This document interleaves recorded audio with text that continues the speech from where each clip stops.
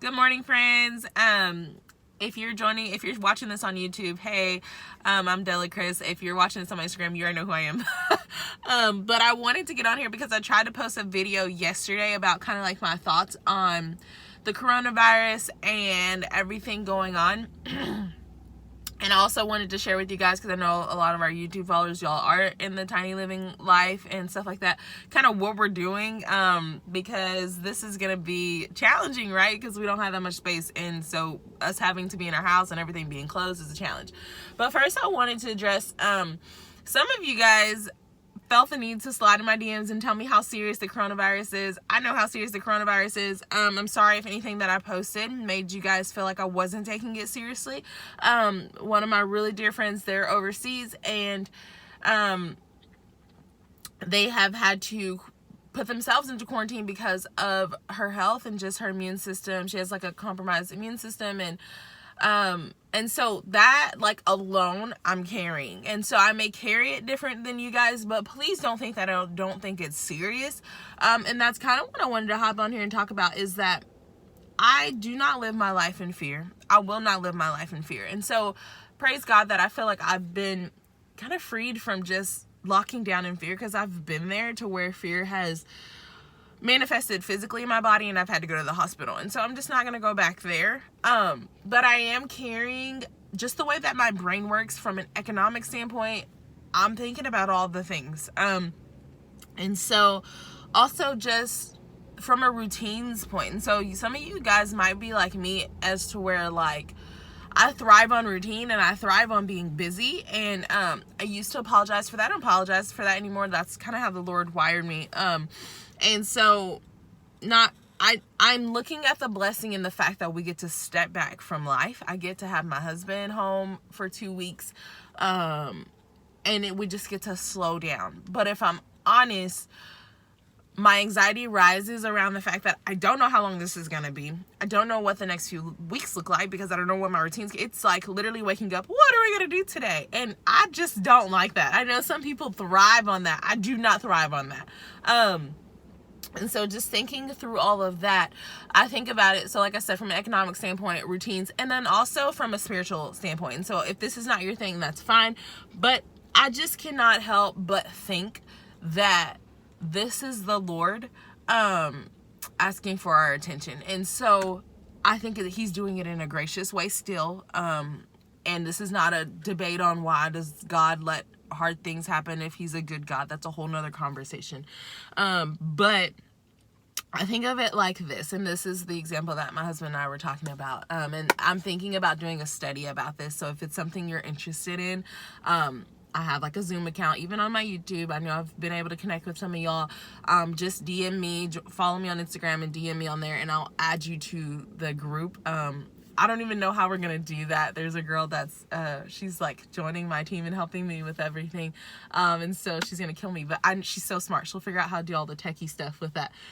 But I want to do a study. What does it look like to ask the Lord for something? Because I know, like, a lot of prophets have spoken. A lot of people have spoken about the fact that, like, this is a time for revival. This is a time for the Lord, an opportunity for the Lord to heal our land and all the things. And I agree. I think that there's a certain posture in which we need to ask the Lord for things, though. And so what I'm saying is this is also not a debate about grace and truth. Obviously, I think from what I post, you guys know I lean towards the grace side. So there are people who lean each one way or the other. But I do think that the Lord is asking us to humble ourselves and ask in a humble posture. And so to me, there are certain things that it looks like in order to get the Lord to heal our land, because we're over here focused on find this cure, do this, stay here, do all these man-made solutions, right? And so my husband and I were talking about this. It's like, what if our sweet Naomi, she's 4 years old, if she came to us, she was like, Mommy, Daddy, I really want XYZ, whatever she asked for. And we're like, oh, like, honey, that's a great idea. We love that. Like, we want to give that to you out of our love for you. And then she says in the next breath, yeah, but I'm not going to stop trying to have fits. Not that we're looking for her to completely stop having fits. She's like, I ain't even going to try. I'm not going to try to stop having fits. So, first of all, the audacity, right? Like, who do you think you are to come ask us for that? and you're not going to try to do the right thing or try to make these life changes in your life, we would say no to her request simply out of the fact that we love her too much to have her think that the world works that way, or to have her think that this is going to benefit her lifestyle.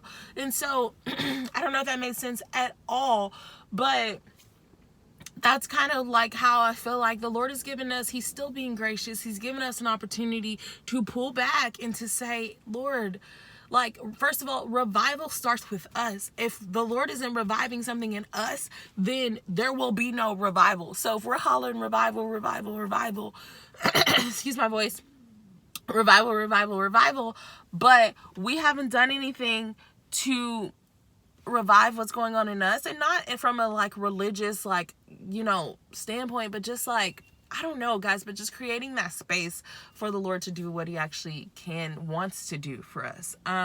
So that's kind of where I am in a spiritual standpoint. So again, back to the fear, I don't know if I should say this, but I'm gonna say it anyways. Guys, Corona, my thoughts on it is, if Corona, and I'm not speaking this over my husband, but if it were to take my husband, you know, God forbid, I'm not speaking this into the earth. I know some of y'all think that. I just need to give y'all this demonstration because this is kind of a lot of where my peace comes from. If it were to take my husband, I love him, my most favorite person ever, he would have gone in a car accident. And I know that's going to be controversial. I know you guys are going to come for me for that. But listen to what I'm saying.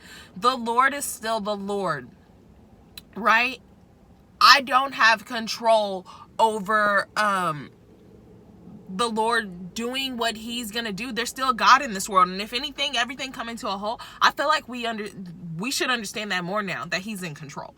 And so, not saying not to be wise and to do the wise things like washing your hands, not going to this event, do that, take caution, but don't lose sleep over something that is not in your control in the first place. But I think that's where we get in trouble, is as humans, we think that more is in our control than it is.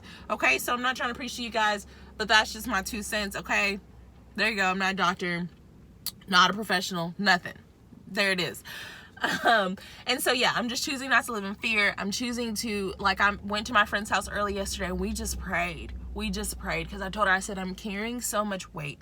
And in full transparency, I told her there's some things I just need to confess, and there's just some things that I need to lay at the altar and just pray, and that's the only way I know to lift this burden. And it was so helpful. And so if you want to join our group, we'll be doing, I don't even know what we're going to be doing, but I just know sometimes it's better to be having faith conversations versus fear conversations. And so that's what we're doing, and just praying, guys, just lifting that burden. So I felt better yesterday, and even today, this morning, I woke up and I had to, again, pray that heaviness off of me. So not necessarily fear, but the heaviness of needing to know when this is going to end and needing to know the answers, because that's not what the Lord is asking me to do.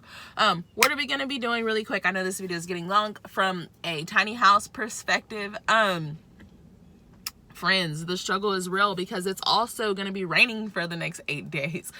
So one thing we're doing, especially with my husband being home, which is a blessing, but if you're married, you know, if you're going to stay married during these, you got to be intentional. So I have a few hours every day I have a morning block where I get to work and do things that I need to do. He has an evening block, and then we'll do dinner with the kids and get them out to do stuff. It's been really cool because it's been raining at nighttime, and so if it stays like that, we'll be good. We're just trying to go outside and get some fresh air. I know, like, a lot of places are closing and stuff like that, but if we can just get them outside, that's great. So if you're in a tiny house, you can get outside. Right now, where we are in the country, we're still doing play dates. I know that's like controversial right now, but if they were to say, like, shut the thing down, we're gonna be team players and do that. But as of now, like, we have a few families that we do play dates with, and so that's been helpful. We hit up the library, got all the books, all the movies, and so we'll be doing that. And then we're just trying to have a lot of grace with ourselves, and knowing that this space is tiny, we're trying to keep it clean in there. And then maybe since we have more free time, I don't know, I can put more content out for you guys. I know y'all want to see, like, the day-to-day. My lips are really ashy, but this video is already going. It's fine. The day-to-day. And so I don't know, maybe we can put some more content out for you guys. But yeah, we're trying to, y'all watch the screen time. I know there's this pastor, she got on there, because I told someone, I was like, I'm worried that these next 2 weeks we're going to end up being broke because we're spending money because we're so bored, and fat because we're just overeating. So watch your waistline, like get out, move, drink water, don't eat out of boredom. Your kids can do that. Their metabolism is a lot more forgiving than ours in this age. So yeah, anyways, I just want to give my thoughts. I just want to pray over you guys. Like, I'll be praying for y'all. Guard your hearts and your minds, especially with there not being any sunlight. Like, mental health is a thing. Guard it. Care for yourself. Be gentle with yourself. That's what we're going to be doing over here. So if you need to join a group and just see other people's faces, or if you have your own group and you can just Zoom with them or whatever, but I'm open to it. DM me if I want to keep them small so people can actually talk. I don't even know how all this is going to work, but we're going to figure it out. But I want to keep it small so people can actually talk and like kind of let their feelings out. But yeah, just DM me. I love you guys, and I'm praying that you guys are taking care, guarding your hearts and your spirits. Bye, guys.